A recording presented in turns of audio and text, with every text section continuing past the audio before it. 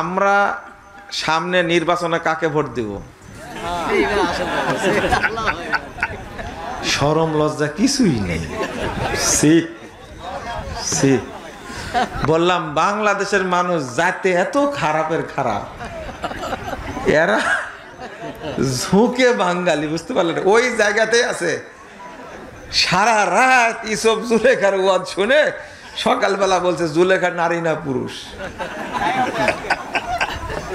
তাই না? C C C, লজ্জা হবে না আপনাদের? লজ্জা হবে না? এটা কি আমেরিকা? এটা কি ইন্ডিয়া? ইন্ডিয়ার মানুষ প্রশ্ন করলে না উত্তর দিতাম যে সব ভোট মমতাকে দিবেন, কারণ মমতা মুসলিমদের স্বার্থকে অনেকটাই অগ্রাধিকার দেয়। মমতাই যেন ক্ষমতায় আসে আপনাদের ভূমিকা রাখা উচিত। ইন্ডিয়া হলে কথাটা বলতাম, বা আসাম হলে বলতাম। আসামে এখন মুসলমানদের উপরে কসাই মোদি, এর উপরে আল্লাহ কখন গজব নাজিল করবে আমি এই অপেক্ষায় আছি, বুঝতে পারলেন? করবে করবে, আল্লাহ করবে, ইনশাল্লাহ করবে, করবে ইনশাল্লাহ, অপেক্ষা করেন।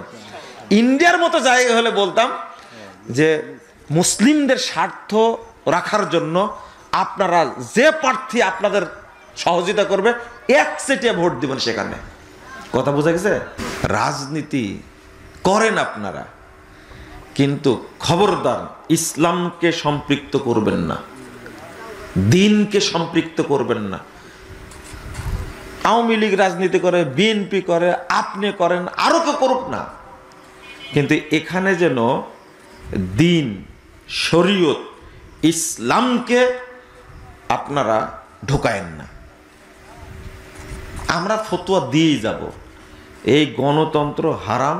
এটা গণতন্ত্র না, এটা হলো গুন্ডাতন্ত্র, এটা হলো খুনতন্ত্র, এটা হলো গুমতন্ত্র, এটা হলো ধোকাতন্ত্র, এটা হলো প্রতারণাতন্ত্র, এটা হলো হারামতন্ত্র, এটা কুফরি তন্ত্র, এটা বিধর্মী তন্ত্র। ইসলামের সাথে কোনো সম্পর্ক নাই। বলতেছি যতদিন আল্লাহ বাঁচা রাখবে ততদিন বলবো ইনশাল্লাহ। কথা বুঝতে পারছেন?